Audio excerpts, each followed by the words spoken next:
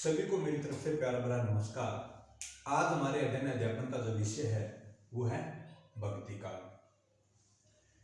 मैं आप सभी विद्यार्थियों को बता देना चाहता हूं कि हिंदी साहित्य का इतिहास है जो 4 भागों में विभाजित है। आदिकाल, भक्ति काल, रीति काल और आधुनिक काल। यानी हिंदी साहित्य के दूसरा कालखंड क्या है? भक्ति काल। हिंदी साहित्य में एक बहुत बड़े विद्वान हुए हैं आचार्य रामचंद्र शुक्ल। बहुत बड़े विद्वान हुए हैं आचार्य रामचंद्र शुक्ल। आचार्य रामचंद्र शुक्ल ने भक्ति काल का नामकरण नाम दिया है पूर्व मध्य काल। जैसे हमने आदिकाल में, रीति काल में देखे हैं, विद्वानों में नामकरण के नाम पर बहुत ज्यादा मतभेद रहा है, परंतु भक्ति काल में ऐसा नहीं है। लगभग सभी विद्वानों ने इसके नामकरण यानी भक्ति काल पर अपनी सहमति व्यक्त की है।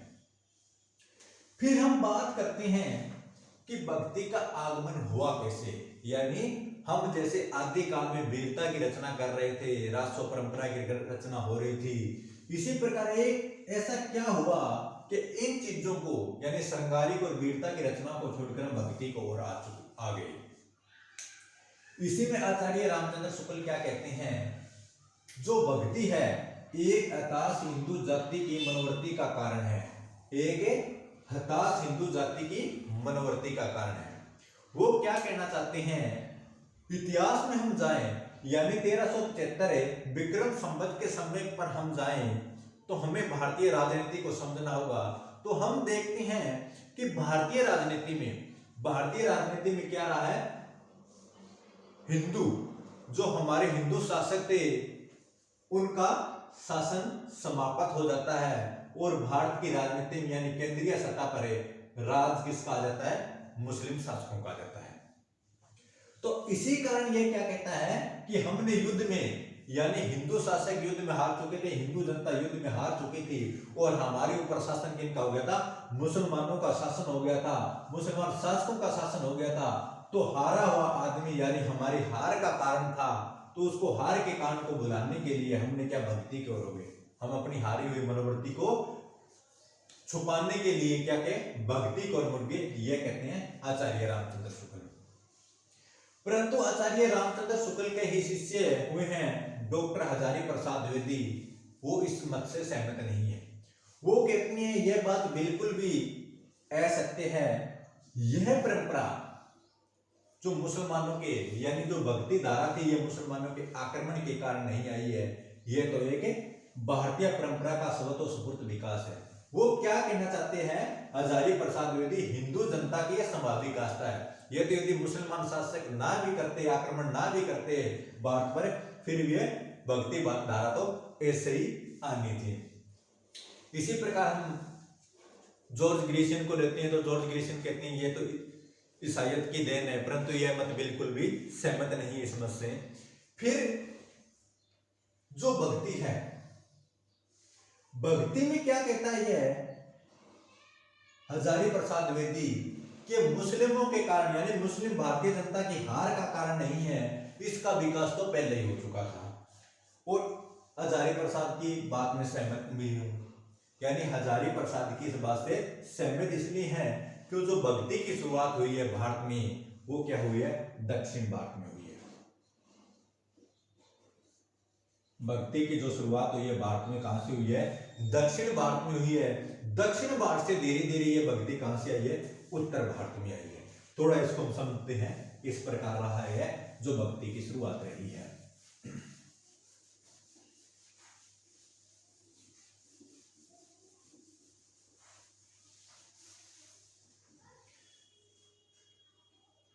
जो दक्षिण की तमिल क्षेत्र है वहां क्या है, 6वीं या 7वीं सदी के आसपास,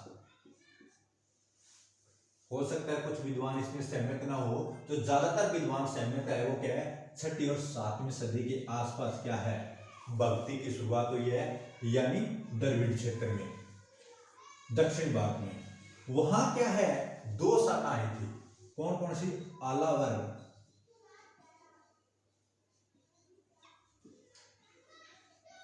नैनवा। आलावर, आलावर क्या है? तमिल का शब्द है जिसका अर्थ होता है मगन होना।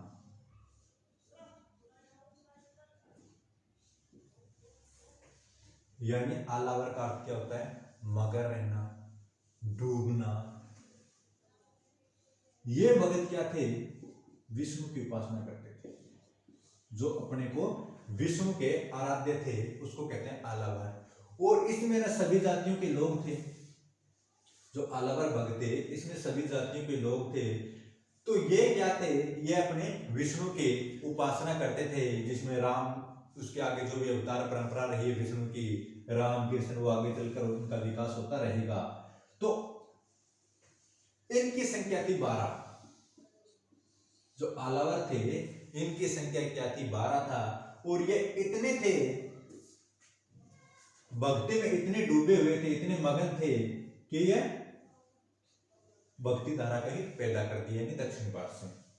जो नैनवार है ये उपासना करते थे शिव की, यानी ये वैष्णव थे और ये शैव थे। या आलावर कौन थे? वैष्णव थे। और ये नैनवार क्या थे? शैव थे, यानी शिव की उपासना करते थे। इनकी संख्या क्या है? 63 है। जो ये परंपरा मैंने आपको ये बताया, जो भक्ति की शुरुआत कहां से हुई थी? दक्षिण से हुई थी। जो भक्ति की शुरुआत कहां से हुई थी? दक्षिण भारत से हुई थी। दक्षिण भारत की यह परंपरा धीरे धीरे करते हुए मध्य भारत से उत्तर भारत में पहुंच गई। यह कहना चाहते हैं हजारी प्रसाद द्विवेदी। यानी यदि इसको भक्ति को हम हारी हुई मनोवृत्ति का कारण माने तो इसकी शुरुआत है तो दक्षिण में हुई है। और मुसलमानों ने जो आक्रमण किया था, जो मुसलमान शासकों ने राज किया था, वो किया था कहां किया था? उत्तर भारत में। जो शुरुआत हुई है दक्षिण भारत से, दक्षिण भारत से आते होते मध्य भारत में, मध्य भारत से आते आते उत्तर भारत में। उत्तर भारत में जैसे ये भक्ति आई तो उसके लिए बहुत बड़ी संभावित जमीन तैयार हो चुकी थी। जैसे भक्ति की धारा उत्तर भारत में आई तो उत्तर भारत में रामानंद थे। जैसे आपने कबीर का नाम सुना है, कबीर के गुरु थे रामानंद, और उन्होंने इस भक्ति को पूरे उत्तर भारत में ऐसे फैलाया वो भक्ति घर घर में पहुंच गई। यह था थोड़ा भक्ति काल यानी कैसे आया। तो इसमें सीधी सी बात है, आचार्य रामचंद्र शुक्ल मानते हैं उसको हारी हुई मनोवृत्ति का कारण हो सकता है। बहुत सारे कारणों में एक कारण हो सकता है, परंतु जो इसका हजारी प्रसाद द्विवेदी जिस कारण का समर्थन करते हैं उसकी संभावनाएं ज्यादा बनती है, क्योंकि जो भारत में जो भक्ति की शुरुआत हुई है वो दक्षिण भारत में हुई है, न कि उत्तर भारत में। अब जो भक्ति है, भक्ति काल की जो विचारधारा आ गई, उसको आगे विद्वानों ने अलग अलग भागों में इसको विभाजित कर दिया, ऐसे समझते हैं इसको। मैंने पहले बात किया था, एक बहुत बड़े आलोचक हुए हैं यानी विद्वान हुए हैं डॉक्टर हजारी प्रसाद द्विवेदी। डॉक्टर हजारी प्रसाद द्विवेदी ने जो भक्ति काल की काव्यधारा उत्तर भारत में फैली थी, हिंदी साहित्य में जिसको हम पढ़ रहे हैं, हिंदी साहित्य में जिसका हम अध्ययन कर रहे हैं, वो क्या थी? भक्ति काल सन में था 1373 से 1700 विक्रम संवत का। उसको दो भागों में विभाजित कर दिया किसने? डॉक्टर हजारी प्रसाद द्विवेदी ने। दो भाग कौन से हैं? निर्गुण और सगुण। डॉक्टर हजारी प्रसाद द्विवेदी ने जो भक्ति काल था उसको दो भागों में विभाजित कर दिया, निर्गुण और सगुण। अब हमें यह समझना होगा निर्गुण क्या होता है और सगुण क्या होता है। जो निर्गुण विचारधारा है वो क्या है और सगुण विचारधारा क्या है। यदि मैं आपको आसान शब्दों में, आसान भाषा में बताऊं तो यह क्या है? निर्गुण अवतारवाद में विश्वास नहीं करते हैं। अवतारवाद में क्या है?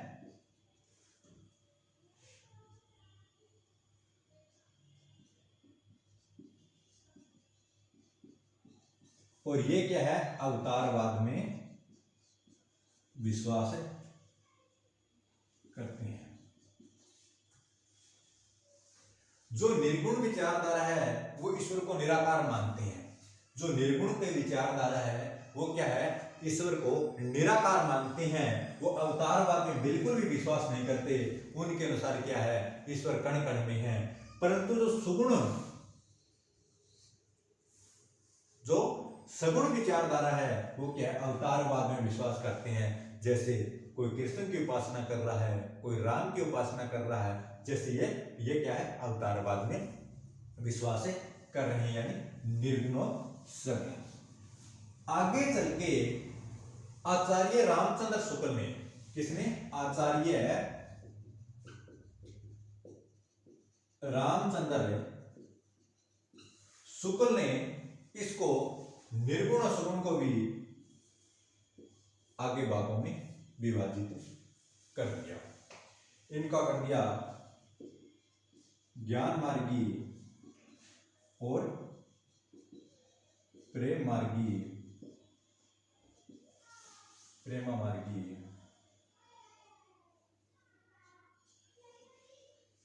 और इसको कर दिया राम काव्य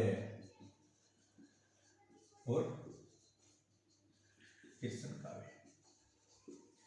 कहने का क्या अर्थ है, निर्गुण काव्य धारा को आचार्य रामचंद्र शुक्ल ने आगे दो भागों में विभाजित कर दिया, ज्ञान मार्गी, प्रेम मार्गी, और सगुण को भी दो भागों में विभाजित कर दिया, राम काव्य और कृष्ण काव्य। अब हमारे सामने प्रश्न क्या हो जाता है, ज्ञान की मार्गी क्या होता है और प्रेम मार्गी क्या होता है। बहुत सारे हो सकते विद्यार्थियों को पता हो सकते बहुत सारे विद्यार्थियों को इस बात का पता भी ना हो, ज्ञान मार्गी क्या होता है और प्रेम मार्गी क्या होता है।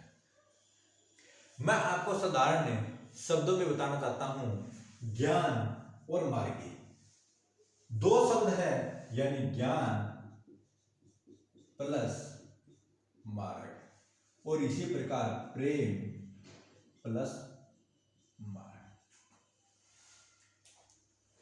हम सभी को पता है भक्ति काल में जो इनके भगत कवि थे, आराध्य थे, उनको प्राप्त करना था। भगत कवि अपने आराध्य को, यानी प्राप्त किसको करना था, ईश्वर को प्राप्त क्या करना चाहते थे, ईश्वर।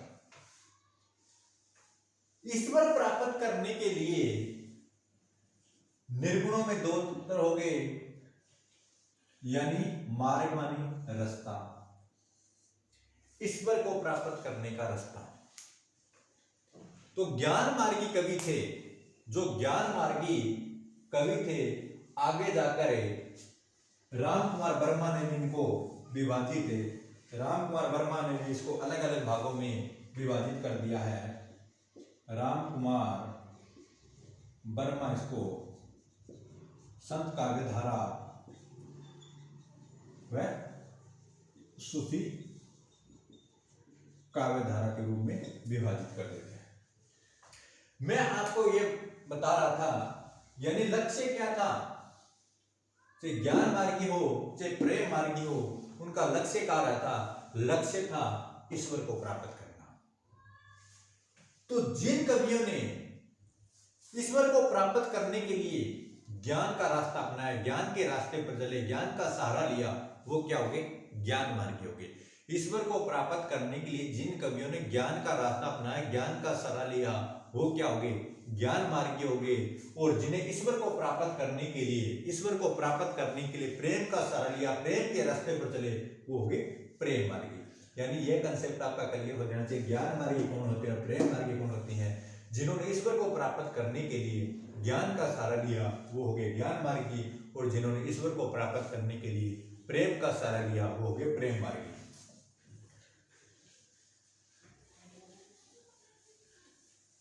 जो ज्ञान मार्गी शाखा है उसके प्रतिनिधि कवि है कबीरदास, और जो प्रेम मार्गी शाखा है उसके प्रतिनिधि कवि है मलिक मोहम्मद जायसी। कौन है इसके, मलिक मोहम्मद जायसी इसकी क्या है, प्रतिनिधि कवि है, जो प्रेम मार्गी है। उसी प्रकार हम बात करें सगुण की, मैंने आपको पहले ही बताया है कि सगुण क्या है, ईश्वर में विश्वास रखते हैं, यानी अवतार ईश्वर में तो विश्वास रखते ही हैं, ईश्वर में विश्वास रखने के साथ साथ क्या है, अवतारवाद में विश्वास रखते हैं। ईश्वर में तो सभी विचारधाराएं विश्वास रख रही है, परंतु सगुण क्या है, अवतारवाद में विश्वास रखते हैं, और निर्गुण क्या है, अवतारवाद में विश्वास नहीं, यानी ये निराकार ईश्वर में विश्वास रखते हैं और ये अवतारवाद में विश्वास रखते हैं। जिनका आराध्य राम है, यानी मर्यादा पुरुषोत्तम श्री राम है, वो क्या होंगे, राम काव्य धारा के कवि। और जिनका आराध्य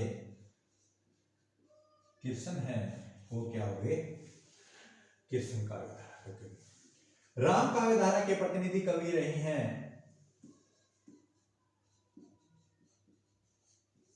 तुलसीदास, और कृष्ण काव्य धारा के प्रतिनिधि कवि रहे हैं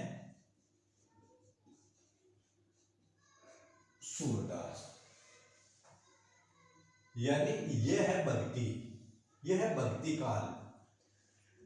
मैं आपको थोड़ा और पीछे ले जाना चाहता हूं। हिंदी साहित्य के इतिहास को आप सभी को पता है 4 भागों में विभाजित किया गया, आदिकाल, भक्ति काल, रीति काल और आधुनिक काल। जो दूसरा कालखंड है हिंदी साहित्य का, उसको क्या है, भक्ति काल के नाम से जाना जाता है। भक्ति काल का समय रहा है 1373 से लेकर 1700 विक्रम संवत। तो विद्वानों में इसमें मतभेद है कि भक्ति का उद्देश्य किस प्रकार हुआ, भक्ति कैसे पैदा हुई। यानी कुछ तो मुस्लिम शासकों से पराजित होने के कारण हिंदू जनता की हताशा का कारण मानते हैं, परंतु हजारी प्रसाद द्विवेदी क्या कहते हैं, यह हारी हुई मनोवृत्ति का कारण नहीं है, यह तो एक स्वाभाविक विकास है। यदि हारी हुई मनोवृत्ति का कारण होता तो भक्ति का उद्देश्य दक्षिण भारत में, उत्तर भारत में होता, ना कि दक्षिण भारत में। और हम सभी को पता है कि जो भक्ति का उद्देश्य है वो है दक्षिण भारत में। दक्षिण भारत में से 2 प्रकार की विचारधारा थी, निकली थी, आलावर और नयनवार। जो विष्णु की उपासना करते थे, वैष्णव भक्त थे, उनको आलावर कहते हैं, और जो शिव भक्त यानी शिव को अपना आराध्य मानते थे, उनको क्या कहते हैं, नयनवार कहते हैं। आलावर की संख्या 12 रही है और नयनवार की संख्या कितनी रही है, 63 रही है। वहां से क्या है, जो भक्ति है उसको हजारी प्रसाद द्विवेदी ने आगे क्या है, 2 भागों में विभाजित कर दिया है। और वो 2 भाग कौन कौन से थे, निर्गुण और सगुण। निर्गुण में क्या है, जो ईश्वर के निराकार रूप में विश्वास रखते हैं, यानी अवतारवाद में विश्वास नहीं रखते, वो होते हैं निर्गुण होते हैं। और जो अवतारवाद में विश्वास रखते हैं वो क्या होते हैं, सगुण होते हैं। उसी प्रकार आचार्य रामचंद्र शुक्ल ने इसको ज्ञान मार्गी, प्रेम मार्गी, राम काव्य और कीर्तन काव्य में 4 भागों में इसको विभाजित किया। जो ज्ञान के रास्ते पर चलकर ईश्वर को प्राप्त करना चाहते हैं वो ज्ञान मार्गी है। जो प्रेम के रास्ते पर चलकर ईश्वर को प्राप्त करना चाहते हैं वो प्रेम मार्गी है। जिनके आराध्य श्री राम हैं वो राम काव्य धारा के कवि है, और जिनके आराध्य श्री कृष्ण हैं वो कृष्ण काव्य धारा के कवि है। ज्ञान मार्गी में प्रतिनिधि कवि कबीरदास को माना जाता है, प्रेम मार्गी में प्रतिनिधि कवि मलिक मोहम्मद जायसी को माना जाता है, राम काव्य परंपरा में तुलसीदास को माना जाता है, और कृष्ण काव्य परंपरा में सूरदास को माना जाता है। यह हमारा भक्ति काल क्या है, भक्ति काल को समझना। हिंदी साहित्य है उसमें भक्ति काल को सवर्ण काल का है जॉर्ज गिरिसन ने।